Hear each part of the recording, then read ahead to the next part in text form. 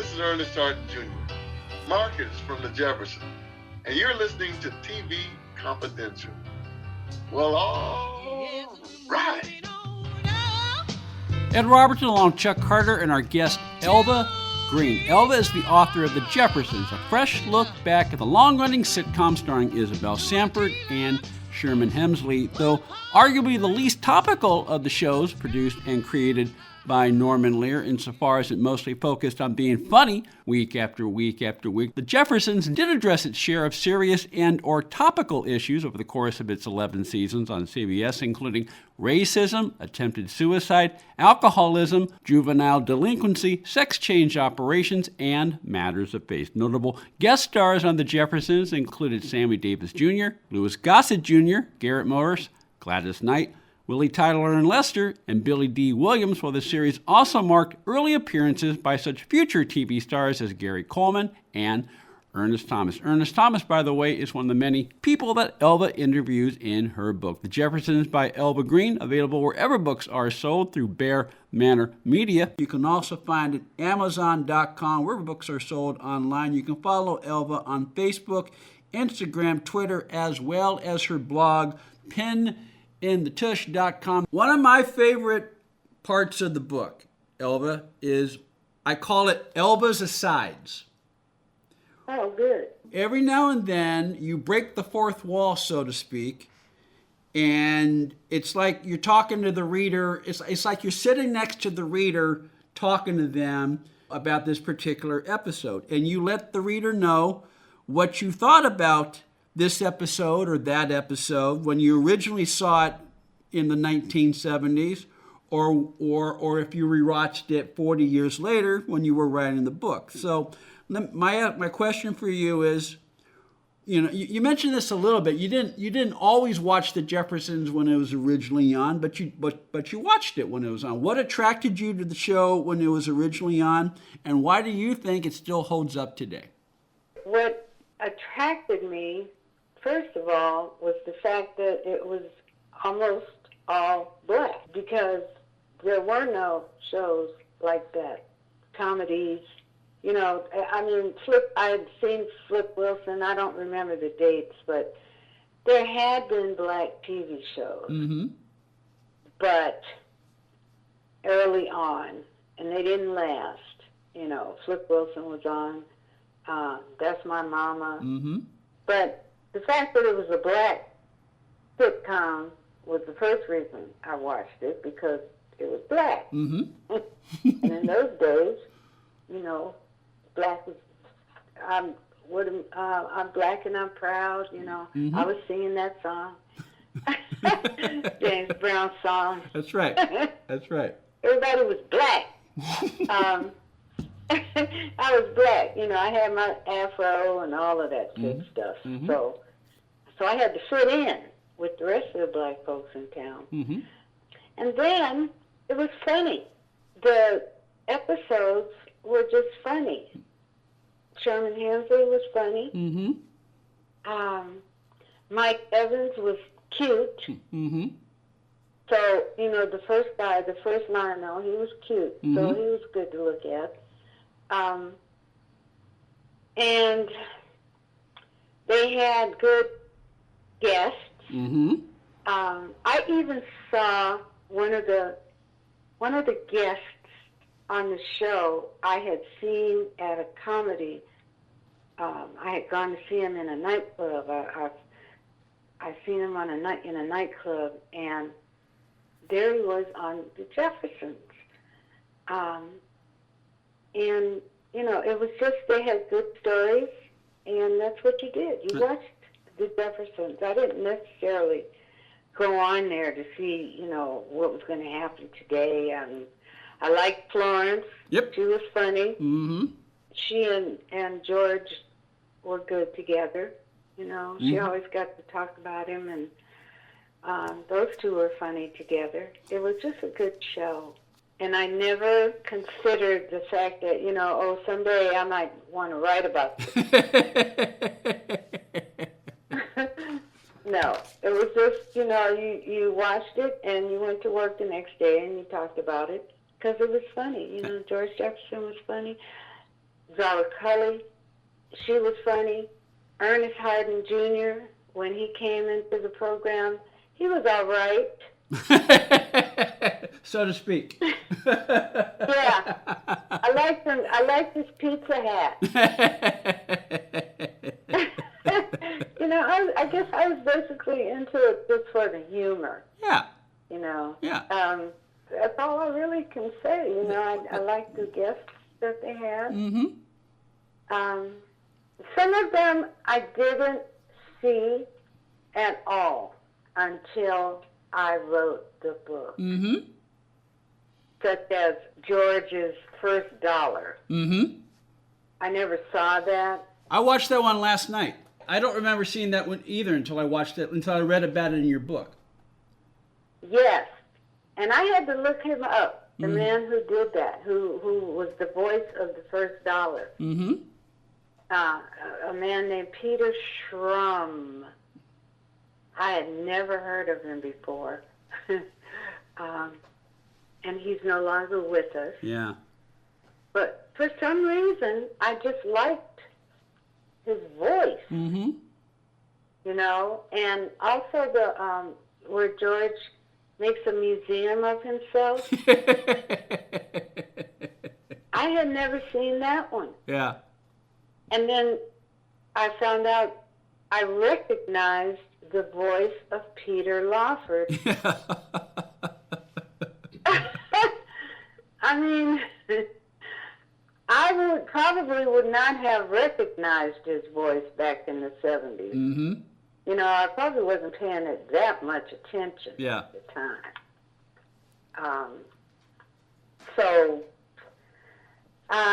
What got me started was just the fact that it was a black show, and it turned out to be funny, and if you were black, you watched it. And it's still funny 50 years later. Yes, people are still, watching that show. And, what gets me, though, is that, like, my daughter watches not Green Acres, Andy. Oh, Andy Griffith. Yes, every day. Mm-hmm. Andy Griffith, every day. She and her husband, just Andy Griffith. Every day. And so it's amazing to me what appeals to whom or whom,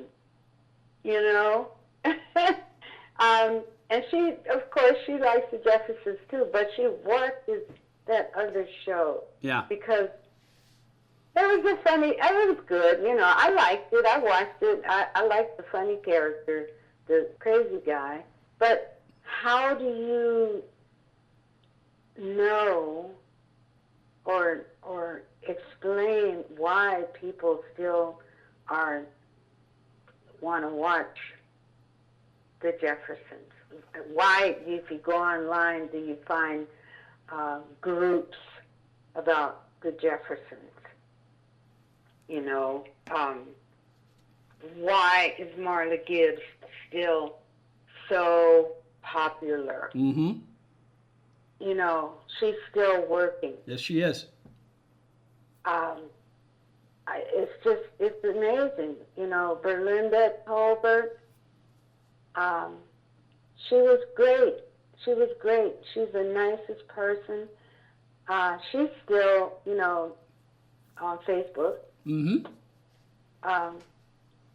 So all of these characters were good. They were actors.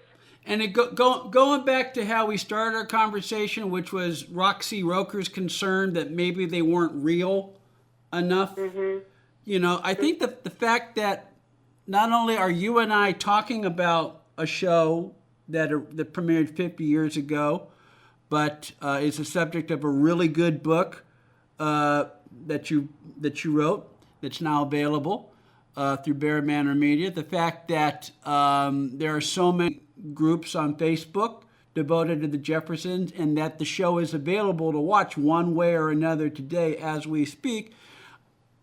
The fact that it endures just speaks to the fact that they're characters that connected with people then, that still connected with people today. And that's the true testament to a show's appeal and longevity. Yes, exactly. I think, too, a part of that is the fact that there's still the same basic issues about the black and white thing going on. You know, a white man married to a black woman, we still have those issues. Yeah. They're still present in society. But back then, I don't know, it was, maybe that's what Roxy meant by slapstick. Yeah. You know, they wanted people to laugh. And it was funny. When George said the word, and the way he said it, because this man was trying to hit on Weezy, and he told him, you know, I'm getting ready to, you know, you need to chill, whatever it was he said, but he called him that word. You know, I could just, if I were at home watching that, I would have been like, that's right, that's right. That's right, yeah. You know, it would not have offended me then. It really wouldn't offend me now. Sanford, he did it all the time, and it was funny every time it came out of his mouth. And the word hasn't gone away. No. You know, if you stand outside in front of a high school today, you'll hear it 80,000 times. Or on the bus, or, you know, in the market, or wherever. But, so this show resonates. It just still resonates with the populace, with us, with the people, you know. And white guys still want to walk around like George Jefferson.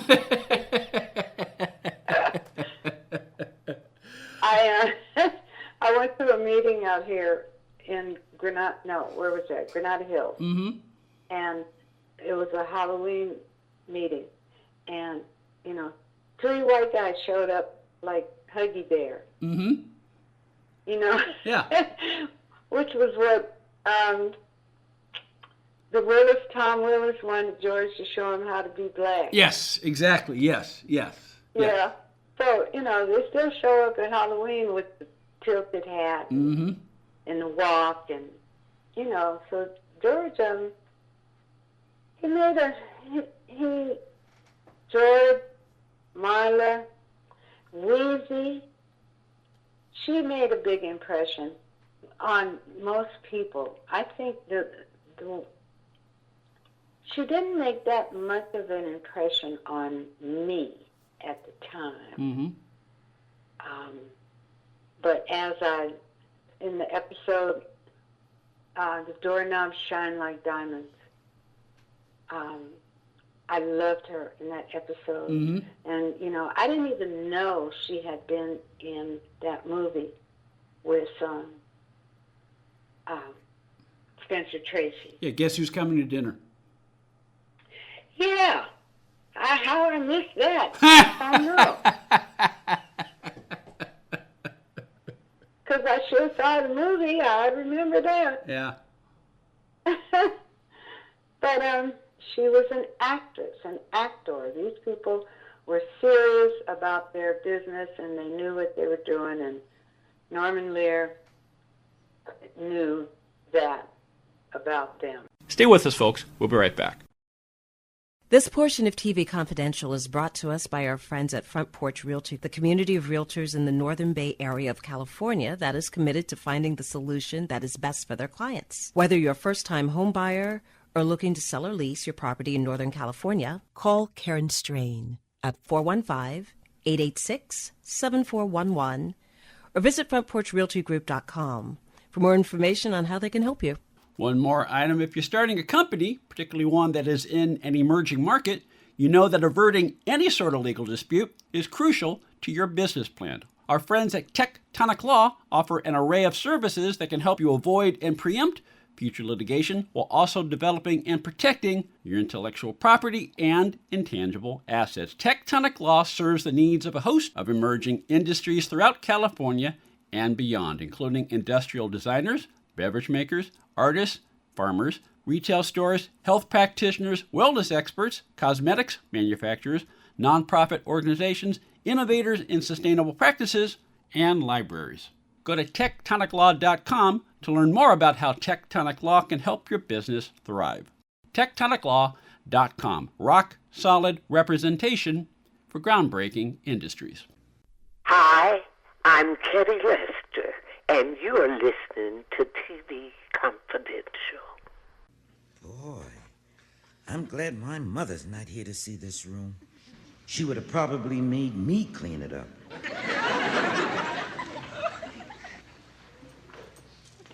My favorite corner. Oh, and my dresser used to be right here next to the bed.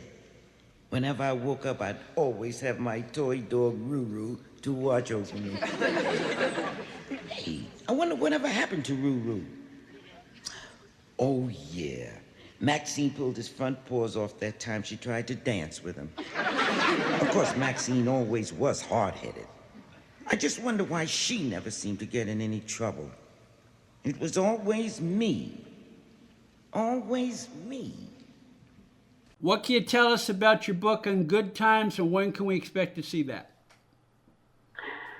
Whoa. Well, when can you expect to see it? Will not be 2025, more than likely. Okay.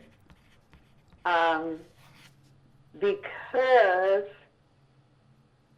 I'm really just realizing that the effort I'm going to have to put into this book is going to be massive, because I want it to be fun, and I want it to be truthful, and I've got a lot of people that are going to help me with it. I've got somebody who's got the first season script that they're willing to share with me. I have a gentleman who's going to help me, one of the writers. I've spoken with one of the principal actors' agents. I've spoken with John Amos's son, Casey. These people are, getting on board to help me with whatever I need. And I've hooked up with Eric Monty. Not hooked up with, but...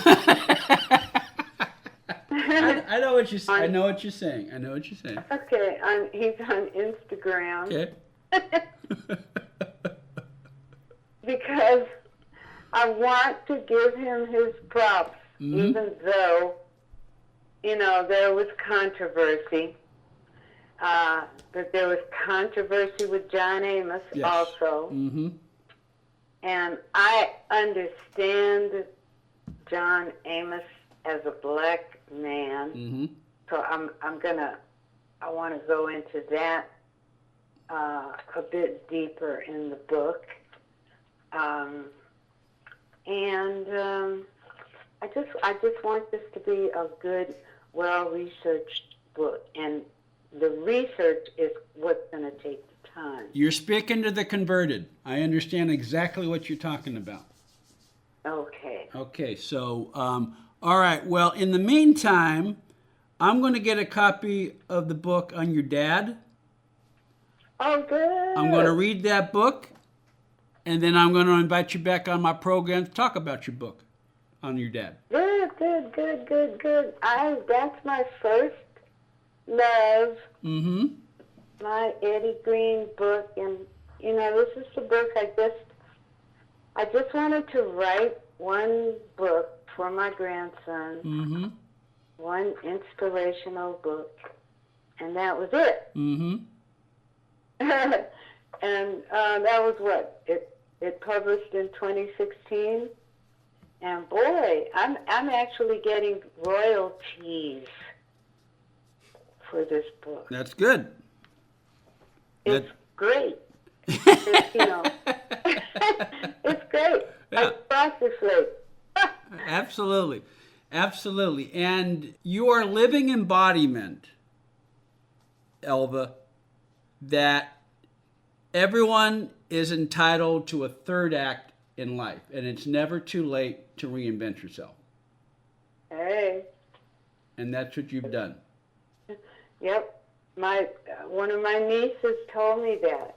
She told me, she said, Auntie, you've shown me that it's never too late to start something new and to succeed. That's right. And sometimes all you need is a pin in the tush. Yes, exactly. The Jeffersons by Elva Green is available wherever books are sold through our friends at Bear Manor Media. You can also find it at Amazon.com where books are sold online. You can follow Elva Green, Facebook, Instagram, Twitter, as well as her blog, penandthetush.com. Elva, I enjoyed this a lot. Chuck enjoyed this a lot too. And I look forward to your next visit on TV Confidential. Okay, and thank you, Chuck, for your help in this also. You've been a great help to me. Thank you. Well, thank you. Chuck Harter will be back in our second hour as we welcome Bert Kearns. In the meantime, we'll take a quick time out, and then we'll take a look at this week in TV history when we come back on TV Confidential.